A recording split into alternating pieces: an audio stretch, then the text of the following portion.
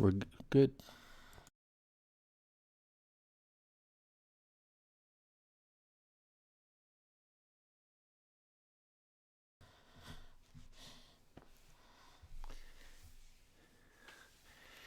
Hey, good evening, everyone, and welcome tonight.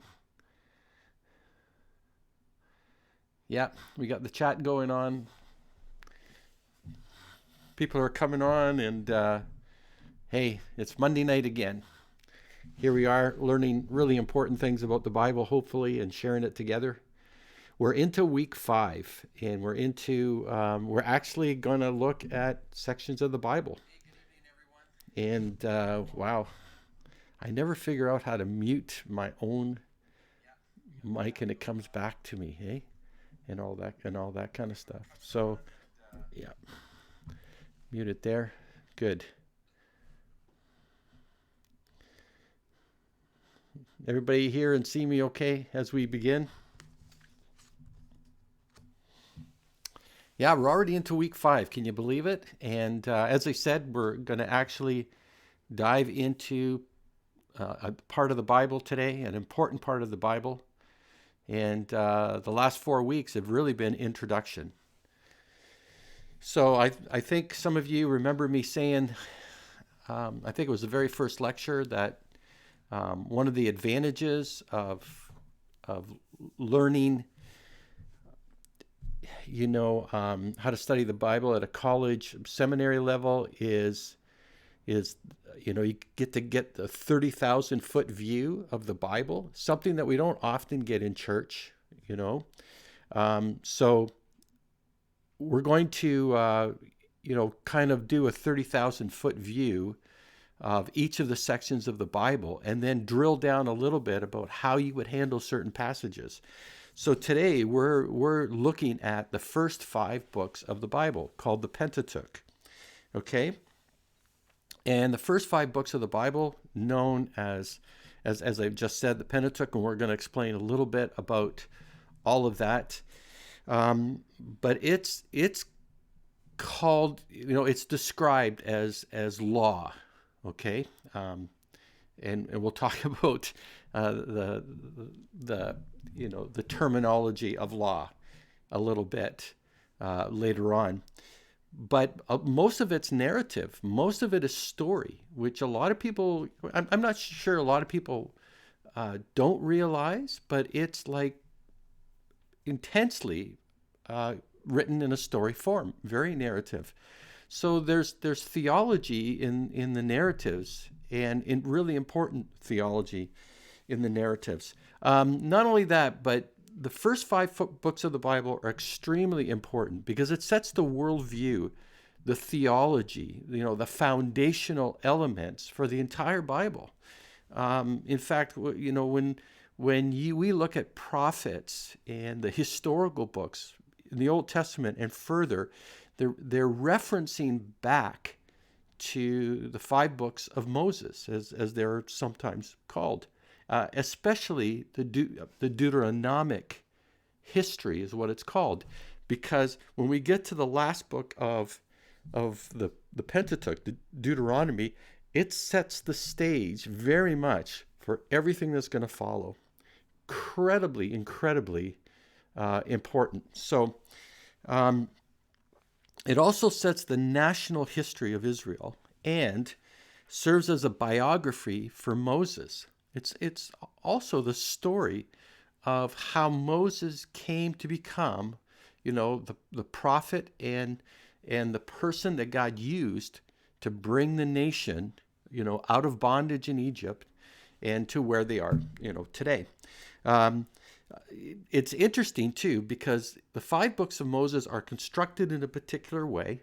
And if you know anything about the book of Psalms is in 5 general sections. And each of those sections appear to, reflect, the first 5 books of the Bible. And that's just a little detail that, you maybe never thought of. But the way the Psalms are constructed, and we're going to look at that when we get to the book of Psalms, that there are 5 general sections, and they're all grouped in particular way. And a lot of people, a lot of scholars believe that it mimics very much the Pentateuch. The titles for each of the books are based on our English versions, which actually come from the Greek Septuagint. The Greeks did not adopt kind of like the typical way that the Jewish people titled the books. So what we have today is really reflective of the Greek Septuagint, not the Jewish. And when we get to the chart, we'll talk about a little bit more of that, because the Hebrew titles are really based on the opening words of each book. That's how you get the Hebrew titles.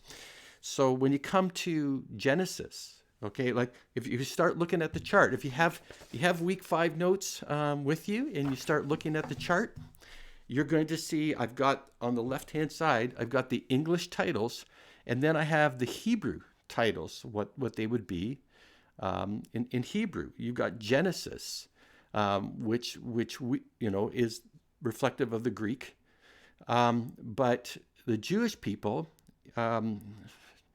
use the word Bereshit, which is in the beginning. Okay, Exodus, these are the names. If you read the very first of each, you're going to see these titles in each of those books. Leviticus is God called out, the calling out of God. Numbers is in the wilderness, kind of reflects that book once we see. And Deuteronomy, these are the words. And by the way, in Hebrew, we say 10 commandments, but in Hebrew, they're known as the 10 words. Okay, just one of the interesting things about the Hebrew language, the way it's taught. Now, Pentateuch comes from the Greek for 5 books, or the 5 books of Moses, also known as Torah. And if you hear people talk about the Torah, they're almost invariably talking about the 5 books of the Bible, and written by Moses. Jesus confirmed this. Gospel of John, you were into chapter 5 of the Gospel of John, and Jesus is talking to the Pharisees, and they're talking about, and Jesus is talking about Moses confirming, the words of Moses. So even Jesus saw Moses as the author, the predominant writer of these 5 books.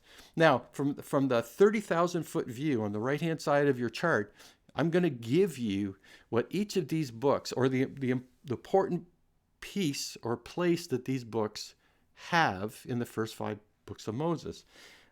For one, Genesis is all about origins. Now, when most people think about Genesis, they think about the origins of the universe, but it's much more than that.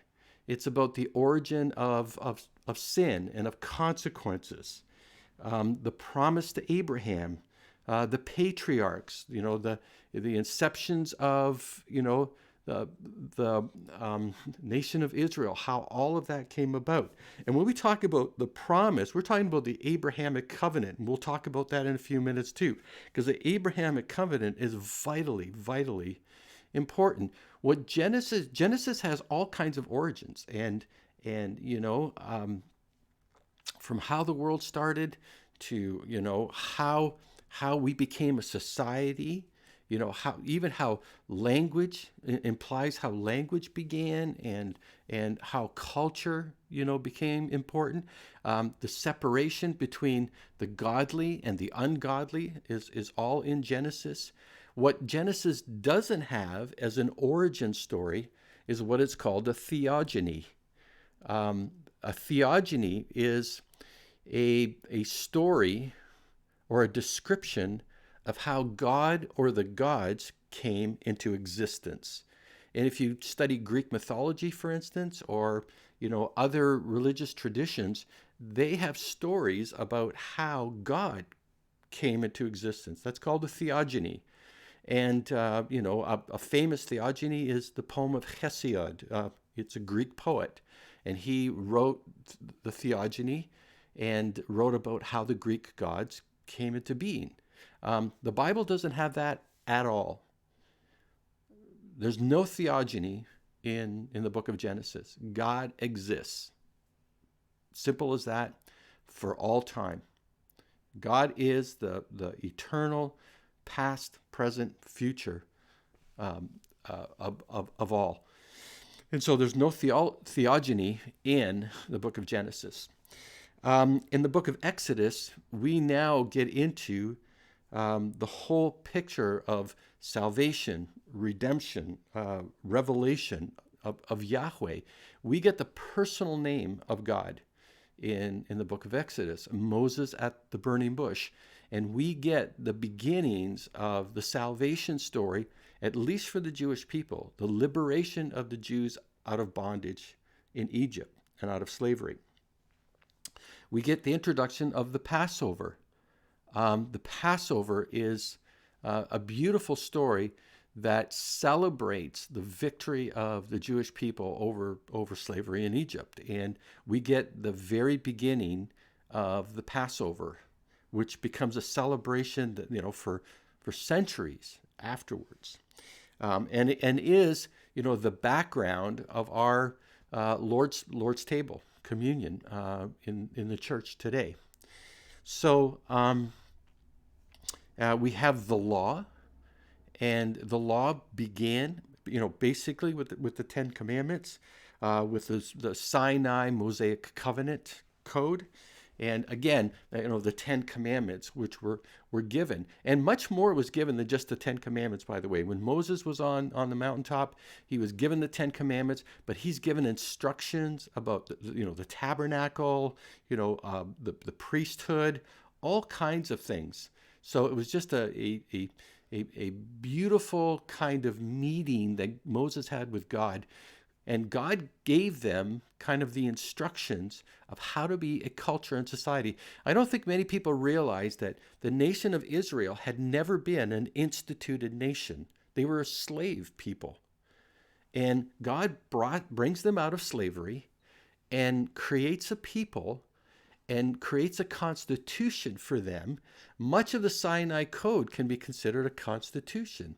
The laws in which to live as a good citizen, in this constituted state, and all the laws, all the stipulations, all the commands that this new society, this new, nation that has been, instituted by this sovereign act of God, many people don't think of it in that particular way because they really had no previous constitution, no previous experience as a nation, and God births them as something that they were not before.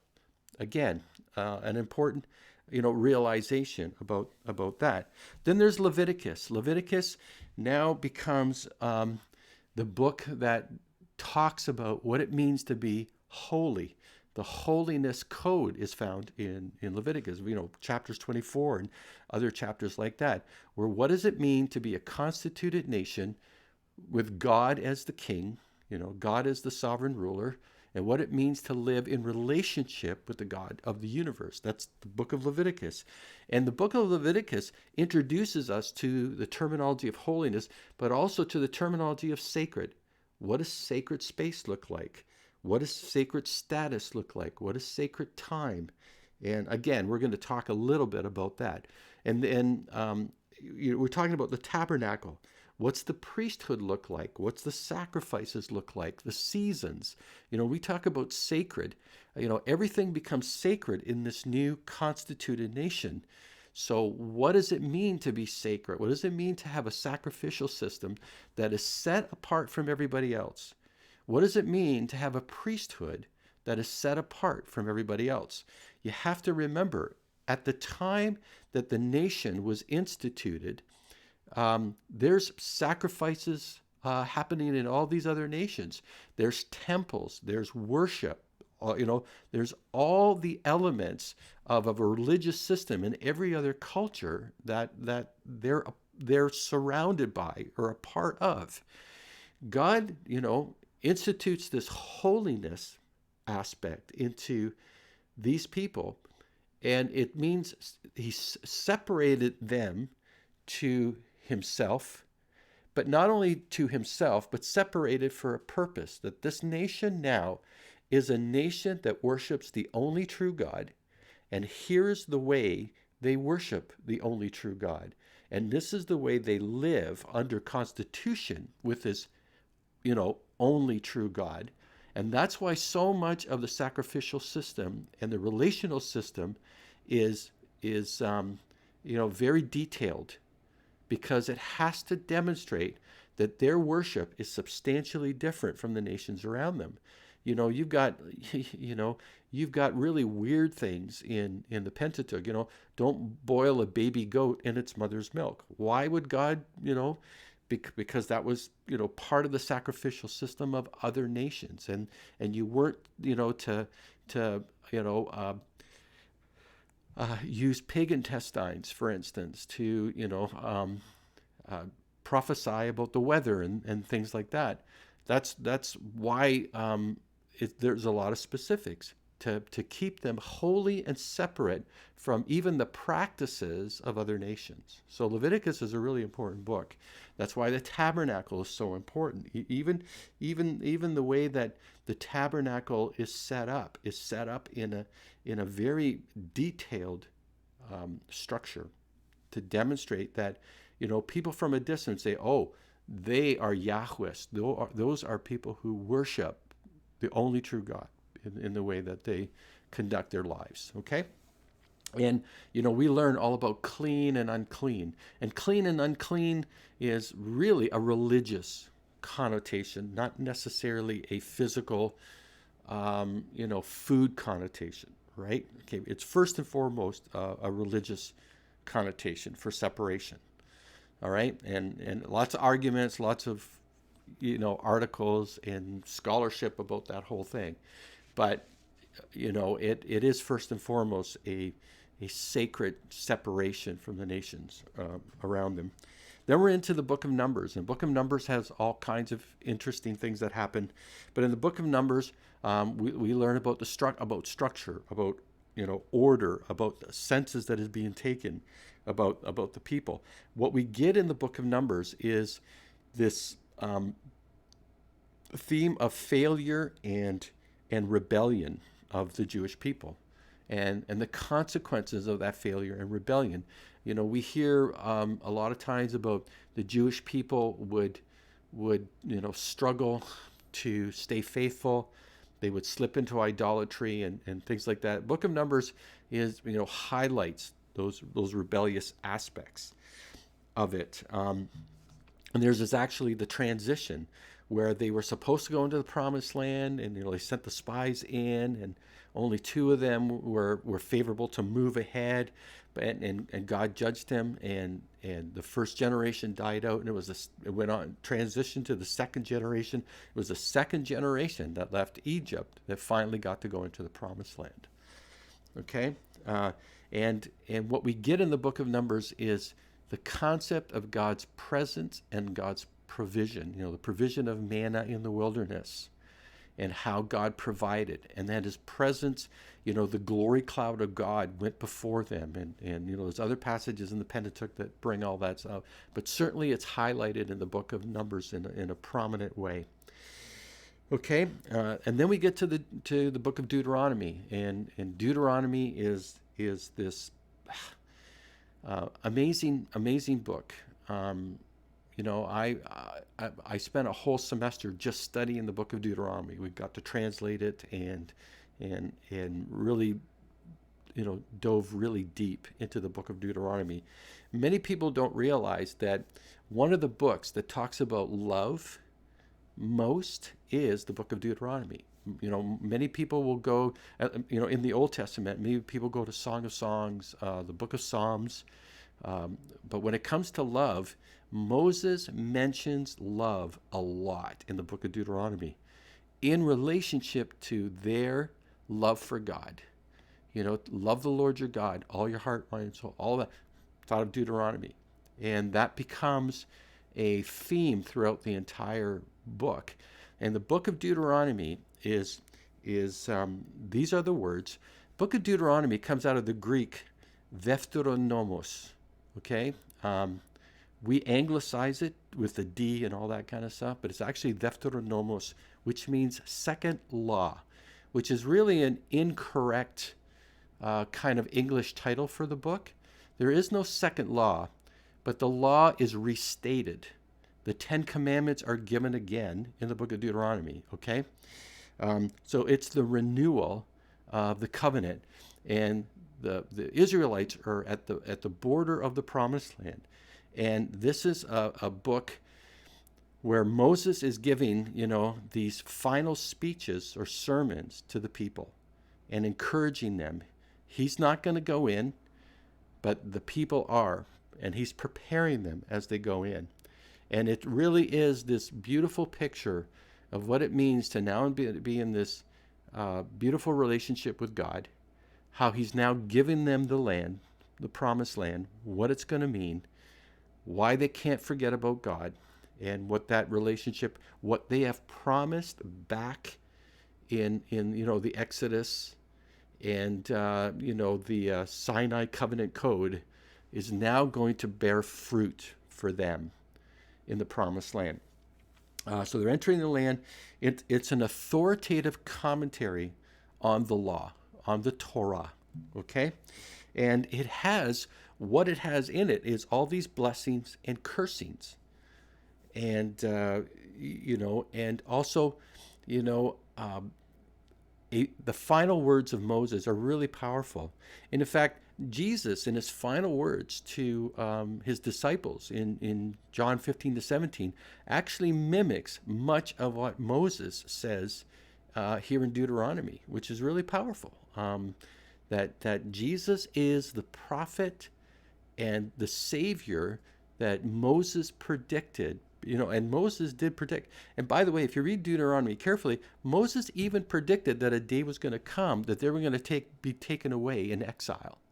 He even predicted that. It's amazing the things that Moses predicts in the book of Deuteronomy. And as I've said, the Deuteronomic history that Moses crafted in his sermons to the people actually are echoes all the way through the Old Testament. The prophets, allude back to it. The historical books allude back to it. The wisdom books allude back to it. And Moses, the shadow of Moses is cast very, very long over the entire Bible.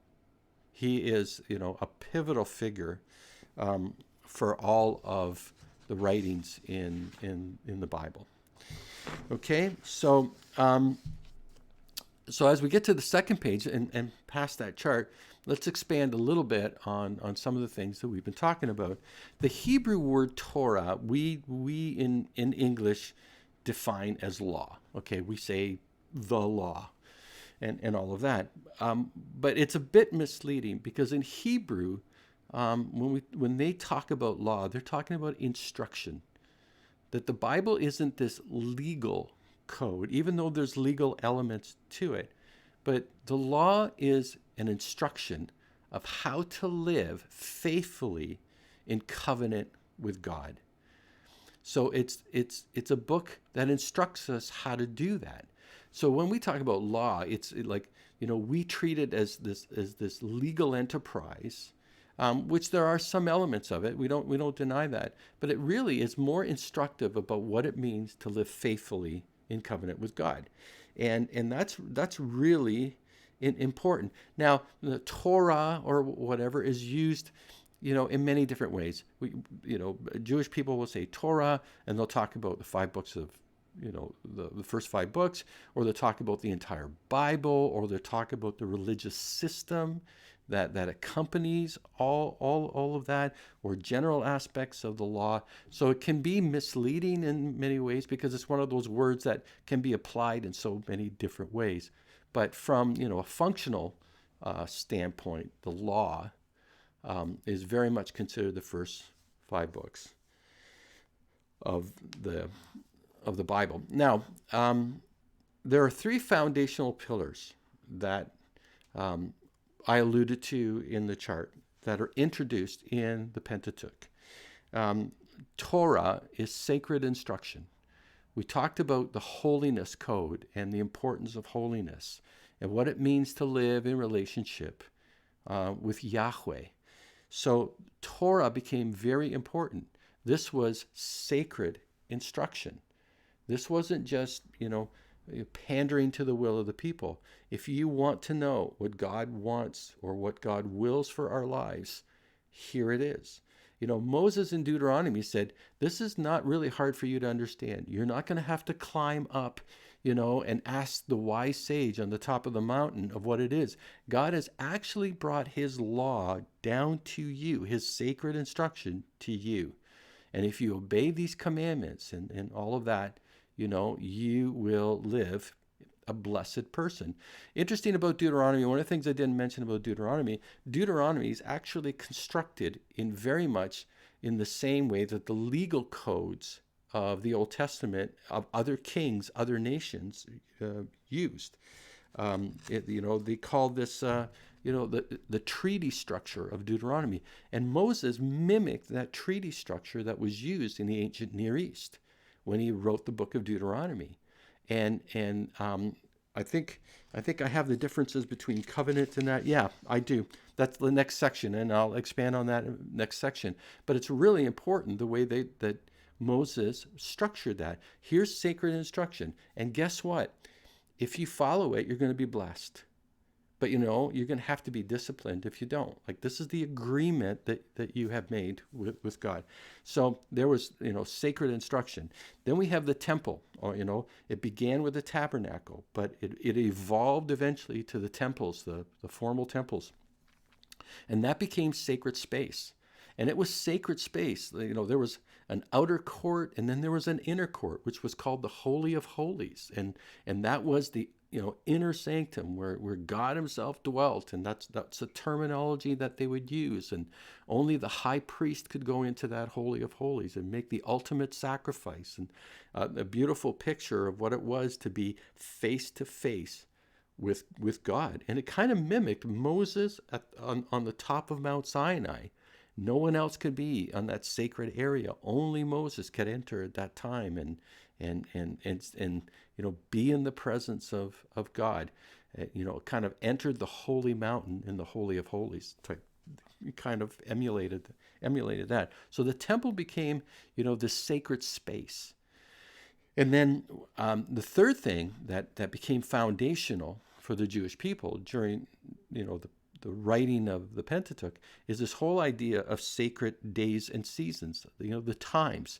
So the seasons became sacred. They celebrated, the harvest. There became other feasts and festivals that celebrated their time in the wilderness, how God supplied manna for them. There was all kinds of, full moon celebrations, a week celebration of events that happened throughout the history. There was always a marking for the Jewish people of important events that identified when God acted sovereignly in for protecting them. We think of the book of Esther when we get later on. Think of the book of Esther.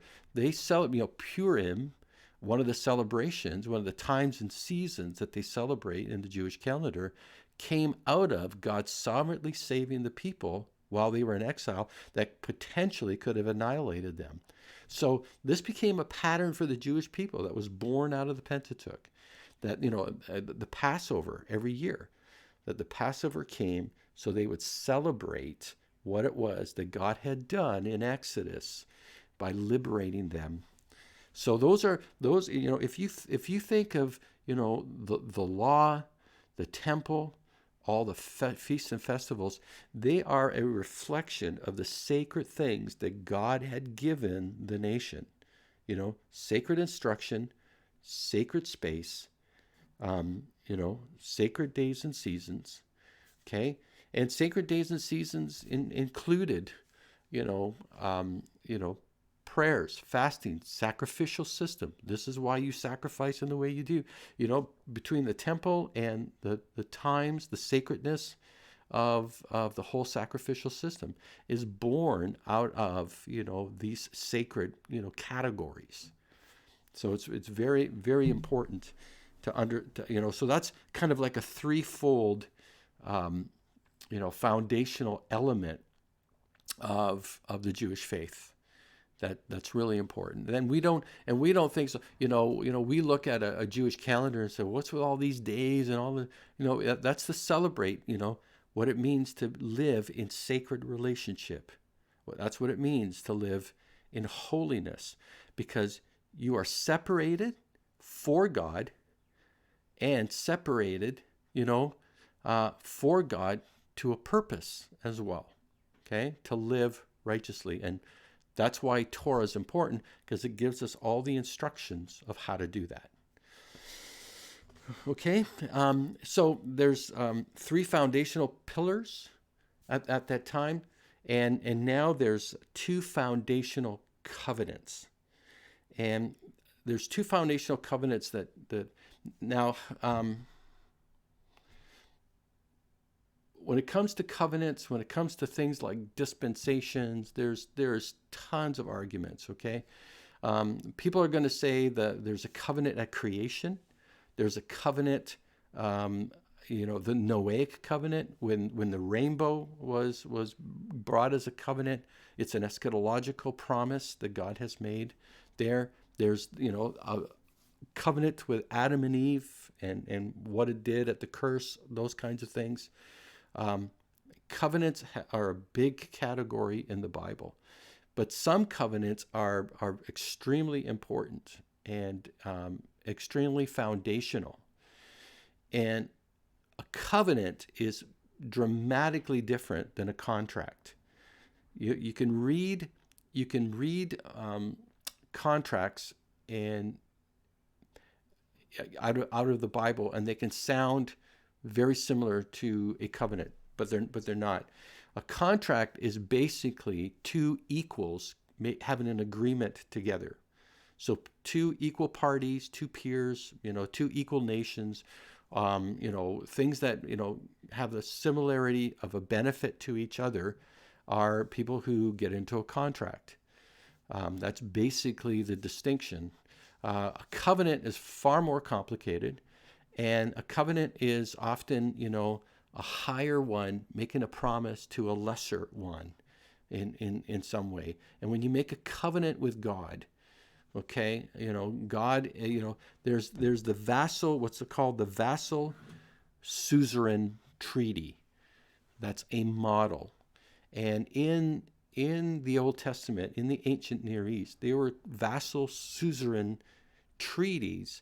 And, the Code of Hammurabi, for instance, when I was taking Deuteronomy and we were doing all the historical research for Deuteronomy and stuff like that, we had to study things like the ancient Code of Hammurabi and other Sumerian documents and things of that nature. And, if you study the Code of Hammurabi, you're going to find blessings and cursings. You're going to find the king exacting these laws and how you live within his kingdom. These are the expectations. If you steal, this is what's going to happen. If all that kind of stuff. The book of Deuteronomy very much mimics a vassal suzerain treaty in the way that it's constructed. But it's different in the sense that it is God that is the king. Here are the people. Here are the blessings you're going to receive if you live faithfully under the covenant that you agreed to. And this is the thing. The nation of Israel did not go unwillingly or weren't forced into a relationship with God. God saved them first. God brought them out of Egypt and liberated them. And basically come to the mountain of Sinai and say, how do you like me now? Do you want to enter into covenant? That kind of thing. Here are the stipulations of the covenant. If you agree to the terms, here's how I'm going to bless you. But if you go astray, this is the potential of what is going to happen. And vassal suzerain treaties in the ancient Near East mimic that kind of structure. And that's the way that a king would enact his rule over his people. And that it's been very interesting to see how Moses modeled that in the ancient Near East.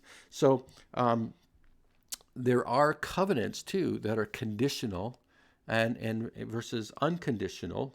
And we talked about the contract being between equal parties, which really isn't what we're talking about when we're talking about covenants. But basically, the covenant between God and the people is one that has certain conditions attached to it. Okay, so the very, very, very, very, very important covenant that is throughout the entire Bible is the Abrahamic covenant. And I want to read it to you because it starts in Genesis, which a lot of people, which I think is really neat, and we have to remind people a lot that the covenant in that starts in Genesis really starts the plan of salvation, and arguably even sooner with Genesis 3:15 and passages like that. But God enacts his purpose for the world when he singles out one person and begins the plan of salvation and the picture of salvation through Abraham, and enters into a relationship and a covenant with Abraham.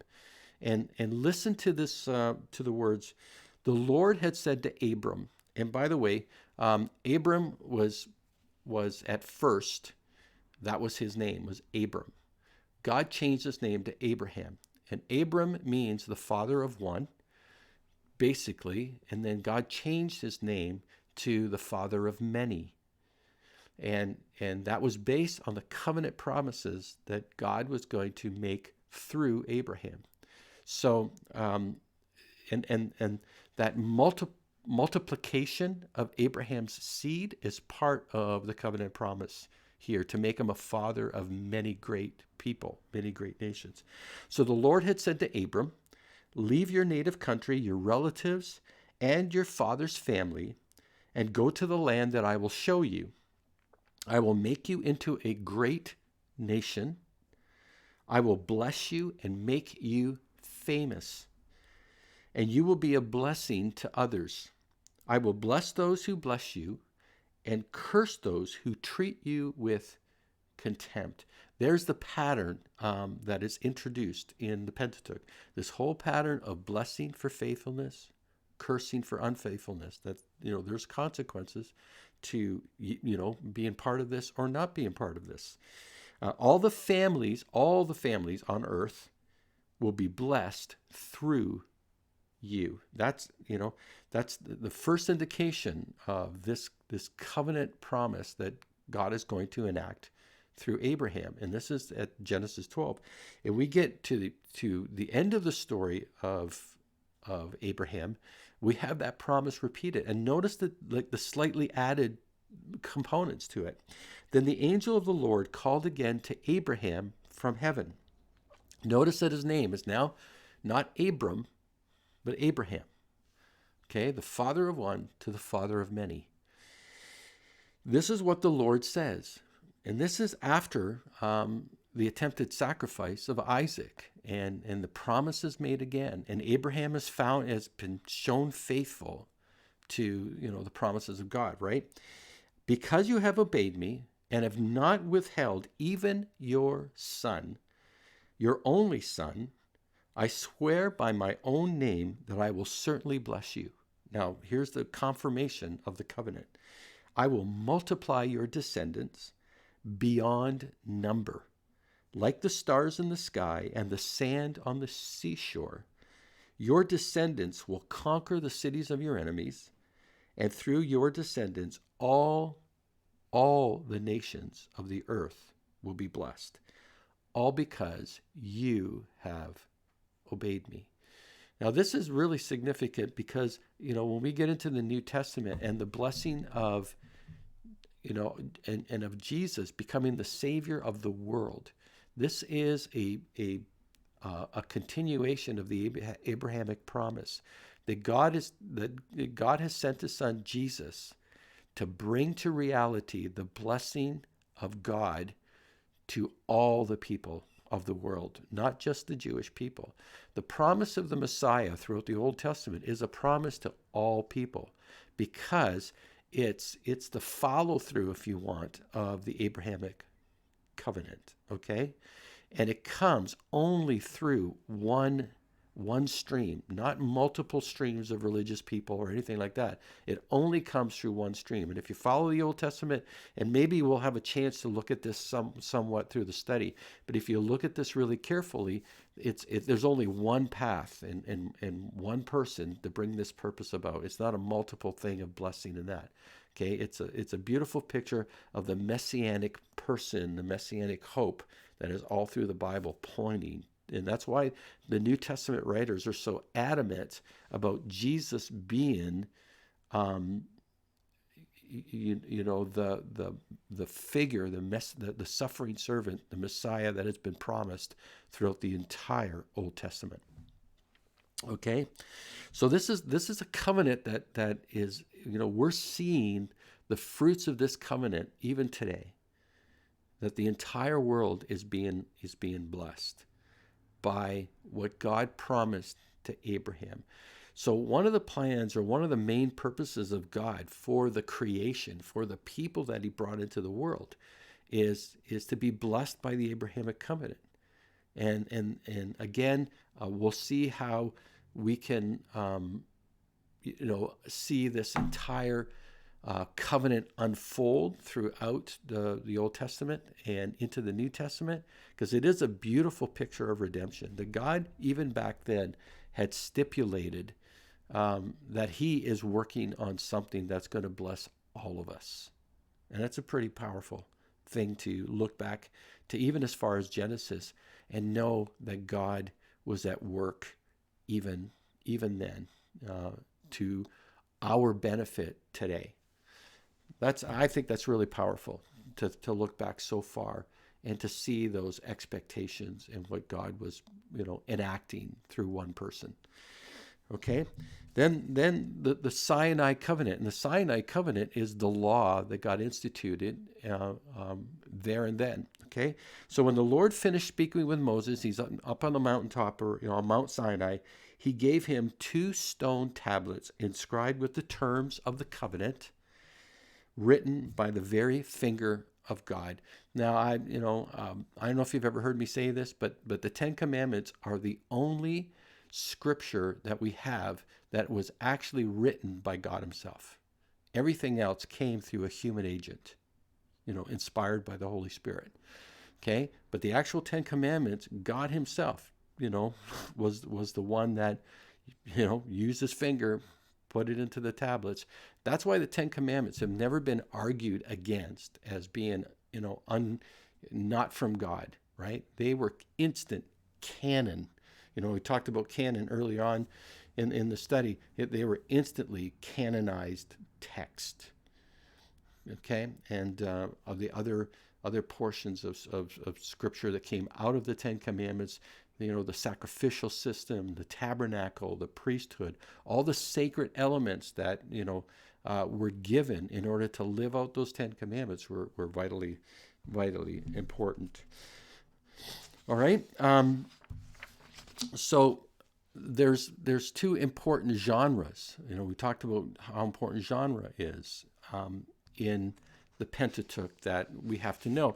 Predominantly it's narrative, and we've talked about narrative and the way narrative shapes. We're going to expand on this whole narrative thing because a lot of the Bible is in narrative, and we're going to learn how to unpack narrative. Okay, you've heard me tons of times. If you ever been to our church, if you ever heard me speak about vertical, horizontal, I'm going to sicken you with that, because if you don't grab onto that, you're going to miss so many of the important elements of a story. Even when we get to parables in the New Testament, you're going to have to see those dimensions as the way they're unpacked, as understanding the full breadth of the story. But they are theological history. Okay, we cannot, we apply all kinds of modern, criteria to the stories. We want it to be, timed properly or dated properly, or we want it to be in a certain order, or we want the climax to have the story to happen in a certain way. But this is theological history. The stories are often written to express a theological truth. And that's the important components of the story, is that we grab the theological implications out of the story. So it'll be written in a way that kind of stresses that element of the story. You need to keep that in mind. God is often the central character, okay? Even in books where God appears relatively silent, God is in the background, and he is, the observer. He's the one that is making the providential things happen. Book of Esther is a good example. That God is there in the entire book, even though they don't, mention him every second sentence or something like that, like some books do. Okay, and here's a, this sounds like a really dumb statement, but trust me, in the academic world, you would not believe how many times people do this as an argumentation. But not every example, not every person in the Bible is a good example for us. Sometimes they are there to demonstrate just how not to live. And, I don't know how many times I have read, thesis of people who are trying to, advocate for something, and they're using examples of people in the Bible that aren't necessarily people that we should be emulating or using as helpful examples of how to live.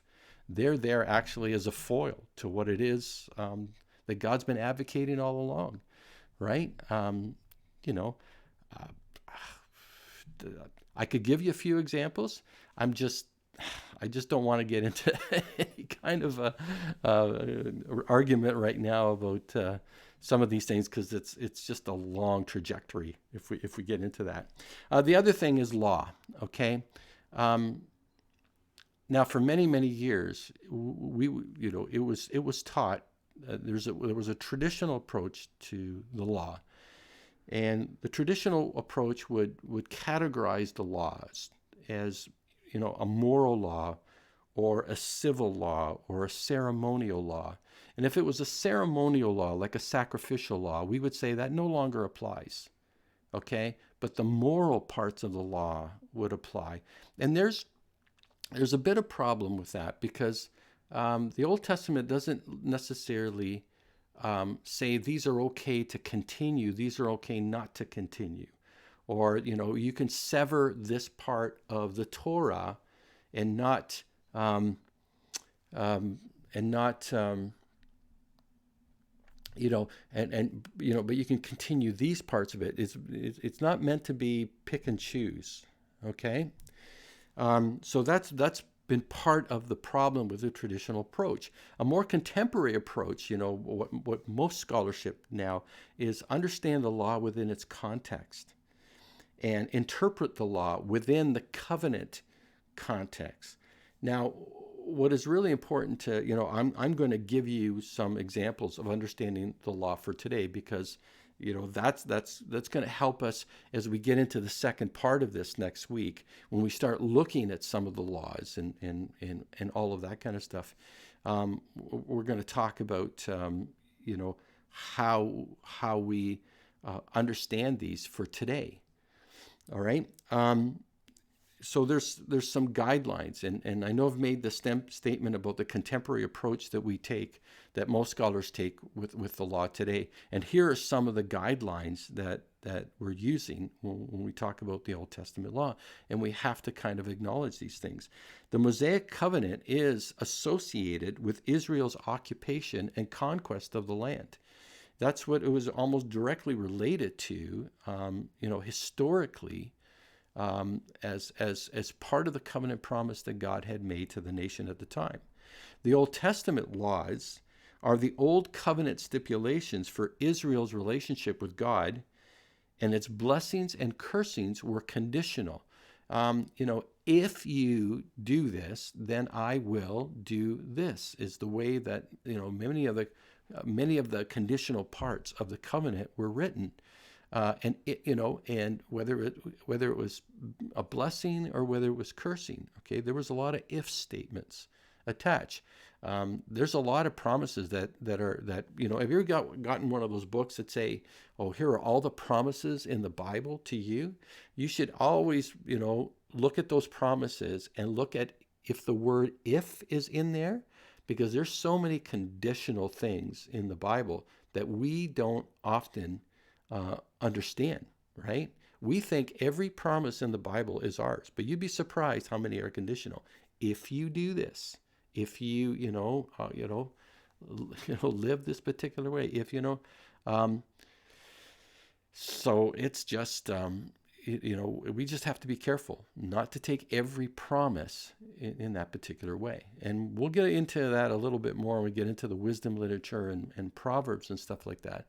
Um, you know, there's just all kinds of things that we can do. So the Mosaic covenant is no longer a functional covenant.